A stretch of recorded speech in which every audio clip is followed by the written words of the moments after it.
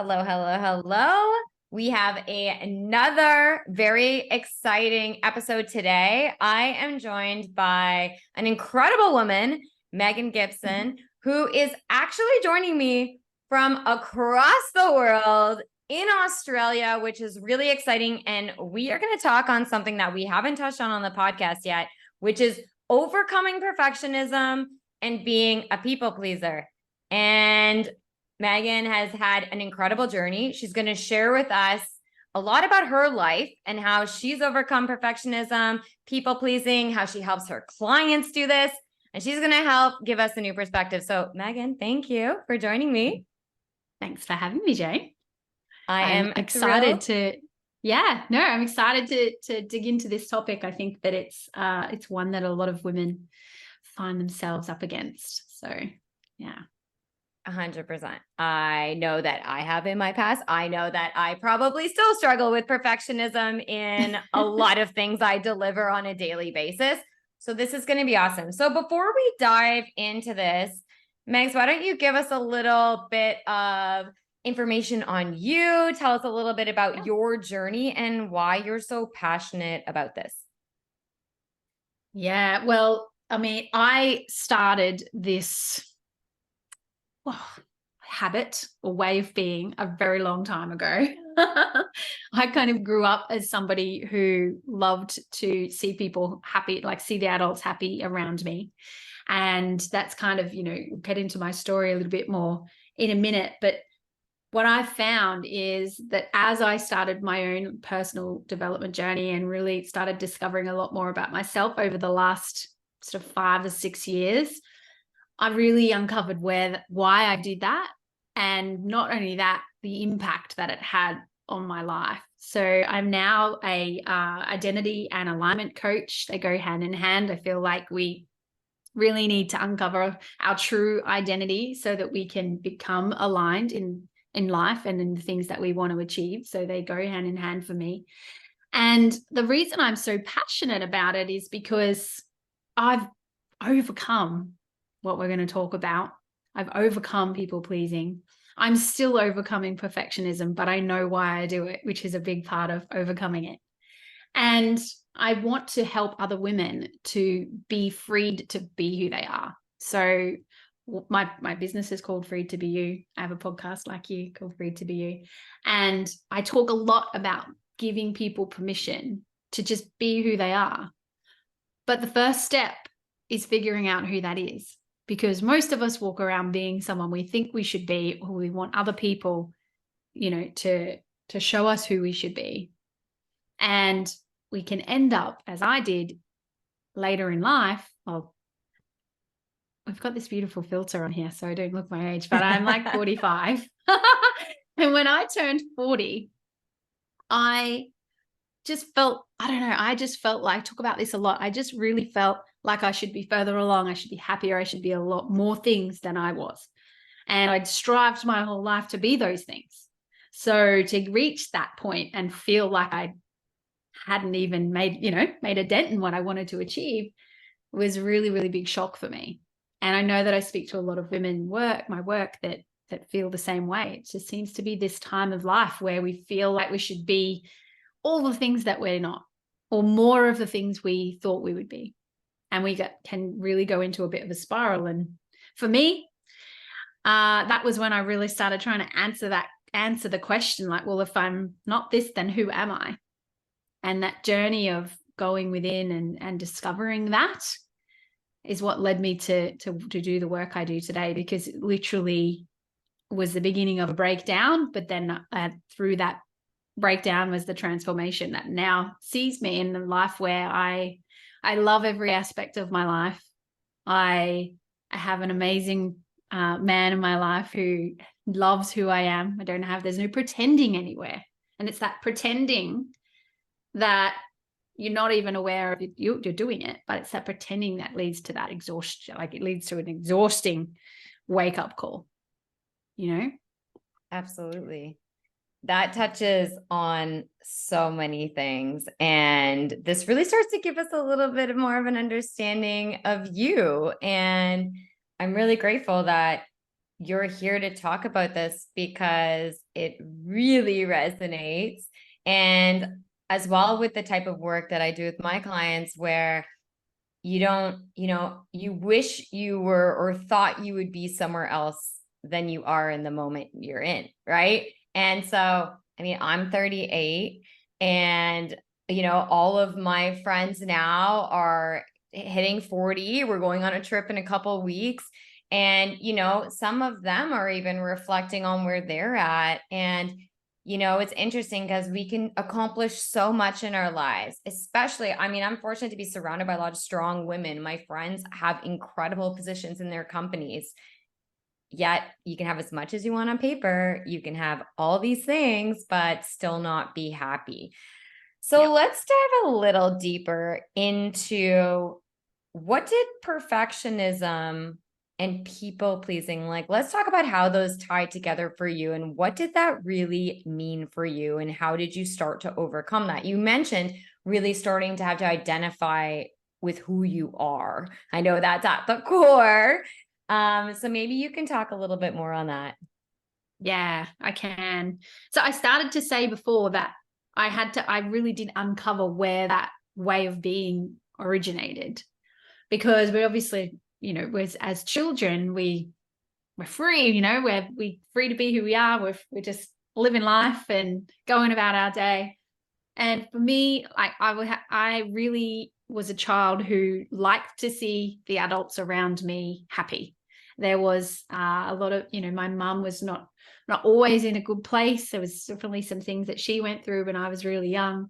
And so I was always trying to put a smile on people's faces. It's just the way that I was.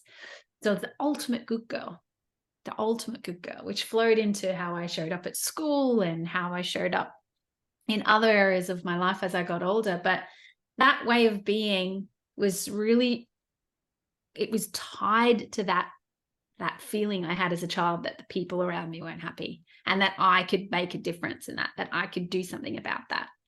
Definitely is a lot of who I am, and I love that. I'm still like that, but it's what's driving it. And so I just felt like I was never enough. And I know that's going to relate. Mm-hmm. Never enough for never good enough, never enough. I needed to be more. And I have had a lot of evidence that I uncovered of where I was, where I did make people happy. So then this just solidified that story. And so it's those stories that we create subconsciously as children. I decided a long time ago as a 6 or 7-year-old or whatever that I needed to be more. And so living into that story, like on that subconscious level, and really just creating this way of being. In order to be good enough, I would then try to be perfect, which it turned into perfectionism as I got older, because I never wanted anyone to see that I wasn't good enough. So the story is there, it's subconscious, it's running in the background.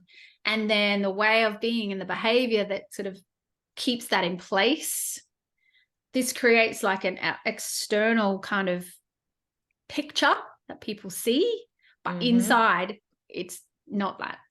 So then as I reached my sort of, adult years and started having children, and I had one of my children was very challenging. So there was a lot of times where I would feel like I wasn't a good mum because I was struggling with him and other mums looking in and things like that. So then that just even more, I tried to be better, and tried to keep up this perfect persona.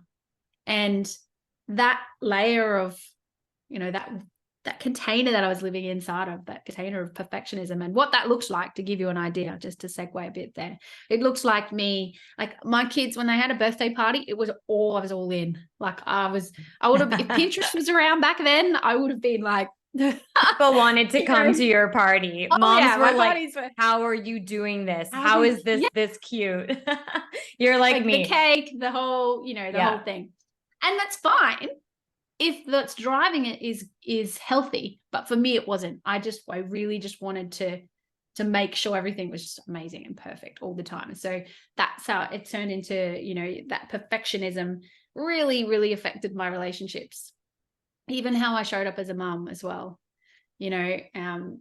trying to kind of control the situations and make sure that things didn't go badly, or that, you know, no one stepped out of line when we were out and things like that. Just not good. And I'm not proud of some of those things. My children are amazing humans, by the way. They are. They're all older now. But as I started realizing that this feeling was there, become stronger and stronger and stronger, like I said, as I got older. And it wasn't until I had more time when I turned 40, my kids were older, they didn't need me in the same way.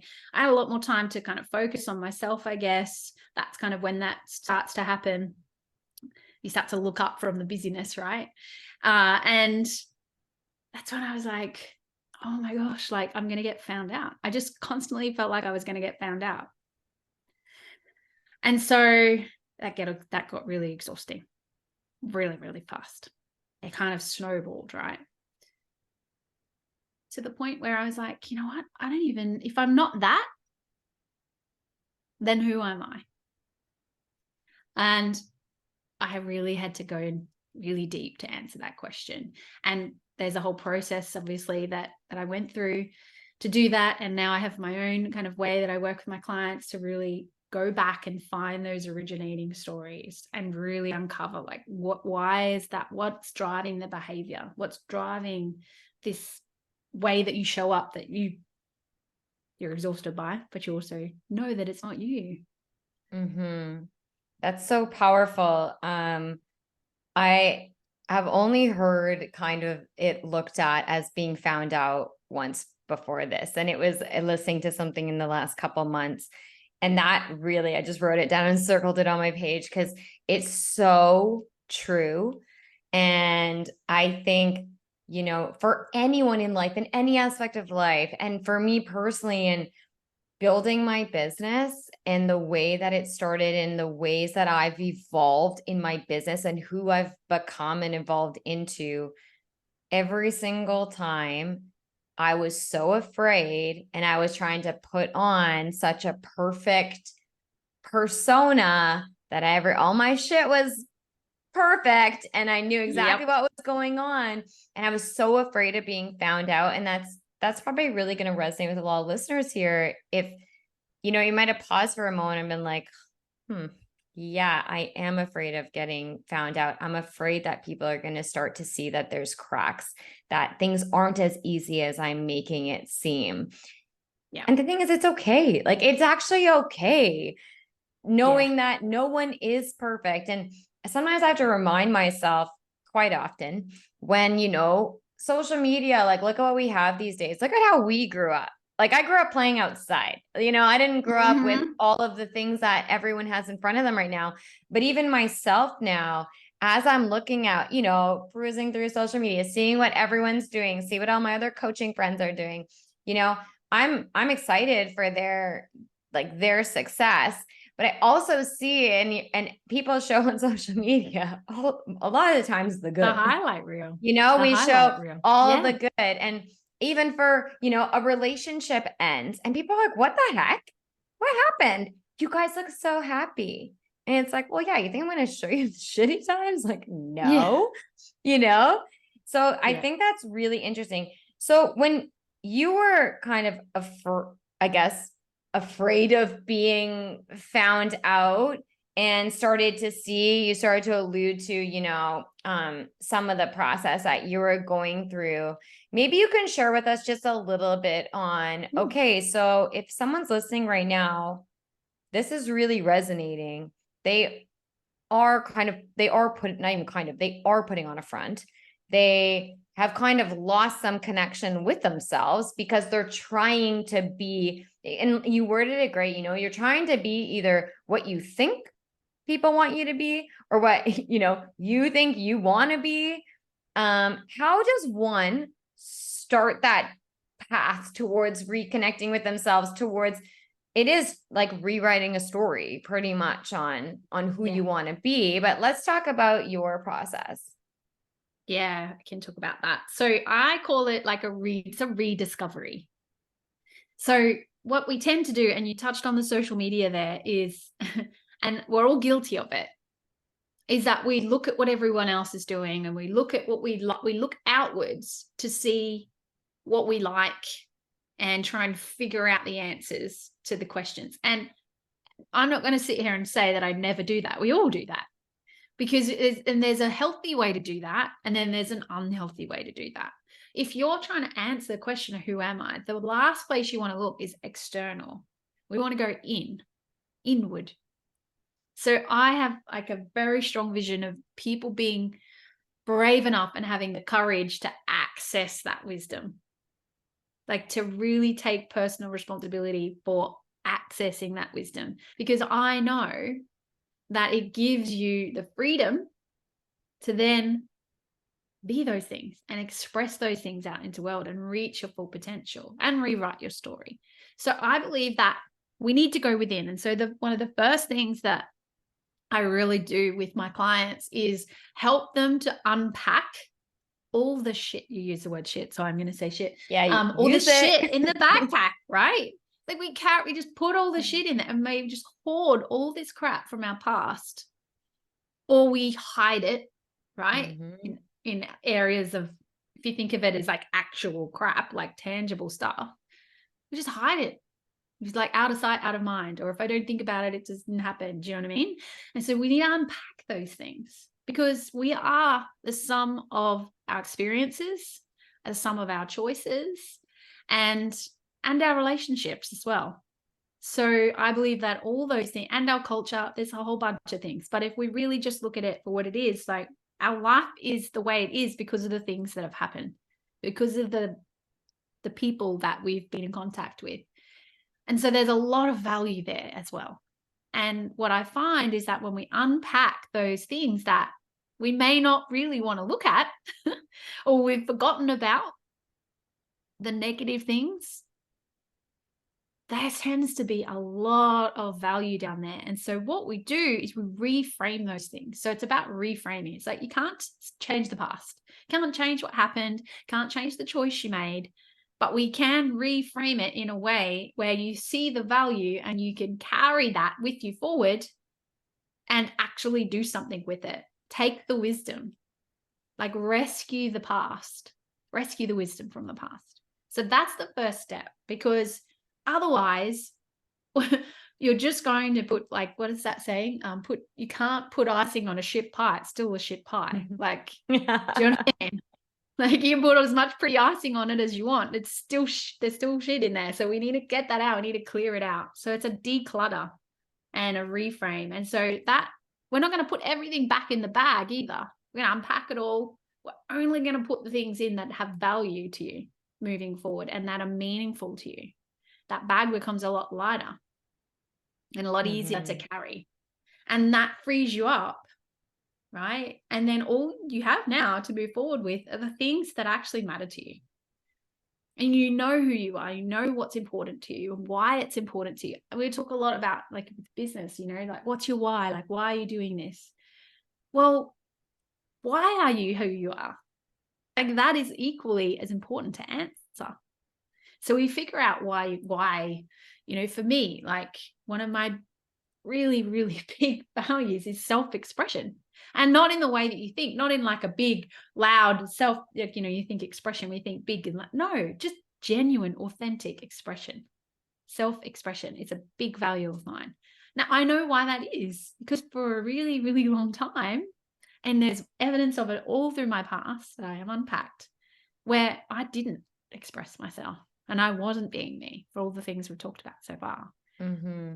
So now I know the reason that felt crappy was because I wanted the opposite to that. I wanted to be able to express myself. I wanted to be able to be me. So now that I know why that's meaningful, and when I'm out of alignment with that, I feel it immediately. And so that's another thing, right? So obviously we figure out what those things are, and then we go, okay, well, how do we create alignment? Like, how do we now have more of those things reflected back to us in our life, in our relationships? And then, like, finally, like, well, not finally, but another step in that process is like, okay, how do I know when I'm out of alignment? What does it feel like in the body? Like, our body we feel it before we know it. Yeah. You know?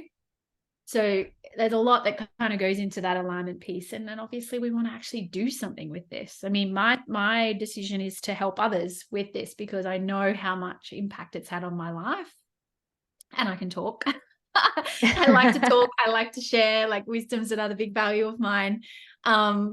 Sharing it and receiving it. So, you know, we find those gifts as well. We find those strengths and the things that we're naturally good at. And then we can actually create and be the creator, like you said, the author of our next chapter. And instead of letting life just happen to us, we can actually be intentional about it.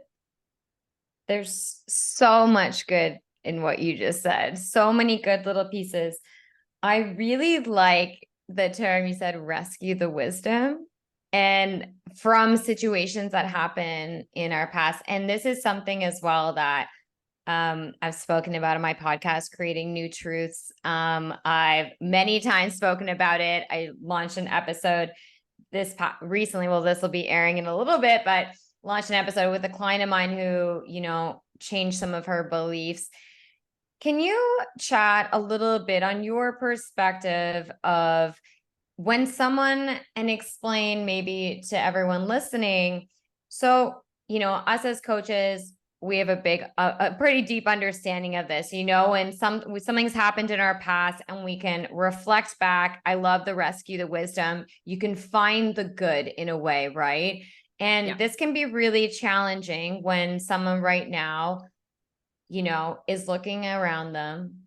Everything feels terrible. They feel an unfair advantage because of what's happened in their life. And it's okay if you're listening and this resonates with you. That's okay. But you know, how would you, I'd love for you to share from your perspective how one can go back and rescue that wisdom. Because I think this is such an important step, and it is really kind of some of the first steps that you mentioned. And I think this is a great takeaway for anyone listening. You know, we want to get you to help overcome your perfectionism and being a people pleaser and connect again with yourself. So this is a great way to connect. So yeah, I'd love for you to talk a little bit more about rescuing that wisdom, and maybe if you have an example that comes to mind that you can share that might connect with the audience. Yeah. And that's that first step, like the realization and then deciding to choose you and go on the journey. I call it choosing you, is the hardest step to take. Now, I personally found that unpacking that in a really like powerful way, I did that with a coach. Like I did that with with my colleague who we created this program together. So we did this work on each other, and we've done it on hundreds of people over the years of various, you know, walks of life. We need someone to be a mirror for us because we don't want to see that stuff. So there's definitely, you know, to go really deep on it, I feel like we need somebody to be that mirror for us and reflect that back. However, you can start that process by yourself. One of the first things that I did, and I've always been a writer, is to journal. So I've done a lot of that sort of digitally over the last few years, like writing things down. And I have been writing a book for about 6 years, which I intend to finish. There may or may not be a very big section on why I've not finished that around what we're talking about. But journaling is so powerful because when our thoughts and feelings are rattling around in our head and we're having that conversation with ourselves and the other self in there that's not as nice to us, it doesn't always make sense. So what I found is like journaling is really, really helpful for me. So if you want to get really intentional around what you're asking and rescuing the past, it's like start writing down the memories that you have. Start cleaning out the cupboard, right? Or unpacking the bag. Like write things down that you remember. And then write down how you felt about those things. There's a lot of just healing and cathartic you know, that comes out of just getting things out of you. And the really beautiful thing about journaling is that you can then read back what you've written, and that allows for like a more tangible self-reflection. So some of the things that I wrote down when I was in this really dark period, sort of in my early 40s, I like read back over some of that stuff and I realize how far I've come. Now, at the time, I remember I would read it back even like a couple of weeks later and just be like, this is craziness. This was in my head. And Yeah. while it's in there, it's staying in there. When you get it out, you have the chance to unpack it. So I think that that's a really good first step for people is, you don't have to show anyone this stuff, but just get it out of your head. Write down the things you can remember. Write down how you felt about those things, the people that were involved, whatever you can. Start writing the past story, because then we can start to unpack that and find the parts of it that actually mean something to you. You start to see, well, I know that I'm this way because of that experience. I learnt, you know what I mean? Yeah. And we can also find the things that aren't true as well. Those stories that I talked about before. Yeah. When I learned about, looking back and rescuing that wisdom and rewriting some of the stories that I was telling myself sometimes, and I'm a journaler as well. Not always, just really in the last year and a half got more into it. And I know when I have things trapped in my mind, I need to start writing things out, because you're right that sometimes when you write it out, close the book, walk away, come back, you can look at it from a different perspective. And especially things that anyone listening, you may be holding on to from your past. So I can see why it's such a critical step with your clients to get it all out, because we, again, like you're saying, we have a choice, and you have a choice to look at a certain situation that's happened to you through whatever lens you want to. So as something that's happened in your past that might have been very disappointing, that maybe you're holding on to, you may be holding on to those feelings of disappointment and resentment that you felt so strongly in that time in your life. Yet fast forward, however long later, you might look at that now from a different perspective. Maybe you can understand the other person that may have been involved a little bit better, or just understand that, okay, that's how I felt then. Now I can look at that with a bit of a different lens and maybe learn something about myself. So I can see how powerful that can be. Okay, this is so many great tips, so much great advice. I'd love if there's anything else along, the closure or where you're at now in your journey as it comes to you really feeling, I know you said, perfectionism maybe still something that lingers a little bit more, but how are you feeling now that you've overcome some of this perfectionism, being a people pleaser? And I love that you touched on that you've really created a happy life that you want to live. So how are you feeling about all this now? Yeah, well, full circle. I mean, my life's done a 180 in the last 5-6 years. That as a result of all of that work. And I think that when I said earlier, like perfectionism never goes away. Like I now have a very healthy relationship with wanting things to be done well. So there's nothing wrong with that, right? I like to dress nicely. I like to keep a nice home. I like to put a lot of effort into my meals for my family. I enjoy seeing the people around me enjoy the things that I do for them. But I now have a very, very healthy reason for doing that. And I'm very, very clear on what it looks like when I'm doing it for the old reasons. I can see that creep in.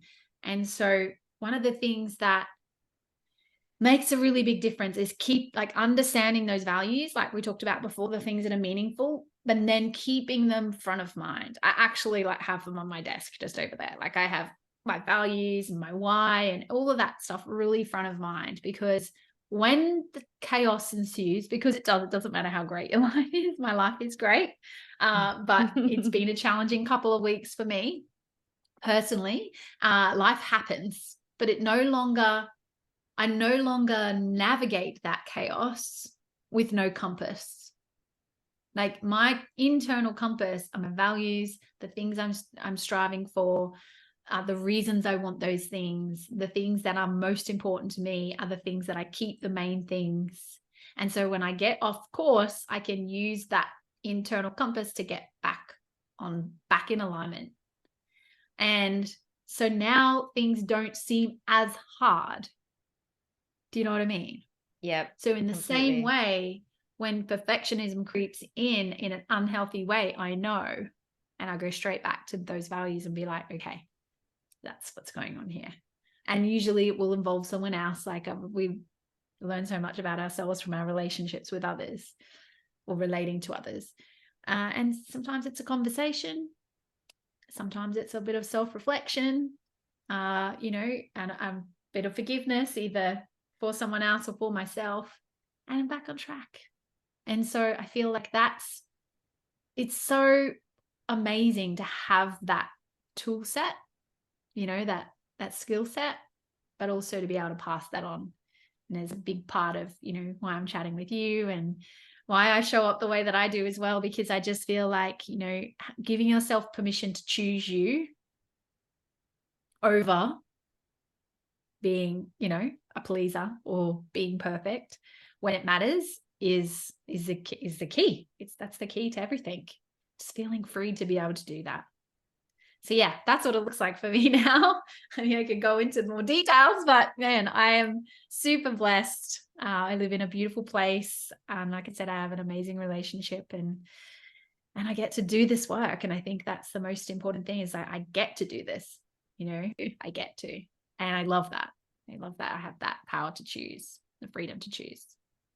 It's a beautiful thing. And I'm so happy for you, that you have discovered this and that you're helping so many people. You've already helped hundreds of people and you're continuing to do this. The connection, I believe very strongly in the connection between your core values and what you do. Episode like number 1 was finding happiness from within, and it's about connecting with your core values. And it's so important. I love how you identified how when you felt misaligned, it tied back. You just take a moment, reflect back on, why am I feeling this way? Why am I feeling off? So anyone listening right now, if you are feeling off, if you're not quite feeling as happy as you want to be, maybe take a moment to reflect on what you value right now in life, because I know, and it's relationships that test you, whether it's for love or friendship or whatever, but it's really the relationships that test us. These are the people that we spend time around. And when something's not feeling right, I know, because I have a deep connection with my intuition as well. I'm like, wait a second, something's up. It's not aligned to my core values. Something's happening. So this has just been absolutely amazing, Megs. I'd love for you, lastly, to let us know, how can the audience get in touch with you? Where are you showing up? What are you doing? And if there's anything that you're offering right now that you want to share, let us know. Yeah, well, I am on Instagram, which is kind of my favorite platform to play, hang out, chat, and Facebook, pretty much anywhere. If you find Freed with a D to be you, Freed to be you, you'll find me there. And what I'm building right now is a community where people can come and be themselves. Because what I find is, we step up to the plate, like we talked about before. We decide to do this work. And that is the most critical step, because we are going to be tested. We are going to be tested, and we were going to want to go back to what we know. And so it's in that moment where we need people around. You mentioned before, you have a lot of strong women around you. Like, we need that. We need those other people around us that are going to continue to encourage us to choose ourselves and to go on that journey. And it's so worth it. So I do have a community, if anyone would like to come and hang out in there and try on their, ourselves and their true selves, choose themselves. It's called Freed to Rediscover You.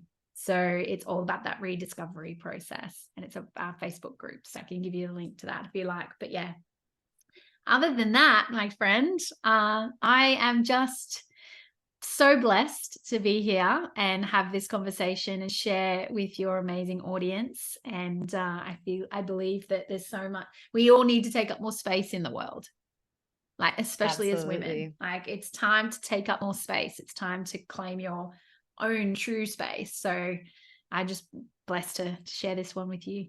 So thank you for having me. Yeah, this has been amazing. So much great information, so many great tips for those listening right now to take away. And here's the thing, what I'm always saying, inspired action, take action. So all these little tidbits that we're giving you, take a moment, reflect, think about your values, and really choose you. At the end of the day, choose you so that, you can live the life that you want to be living, and then start just taking these steps to overcome perfectionism and being a people pleaser, because we don't got time for that. You don't need to be that anymore. Or we can look at it a different way. So Megs, thank you again so much for being here.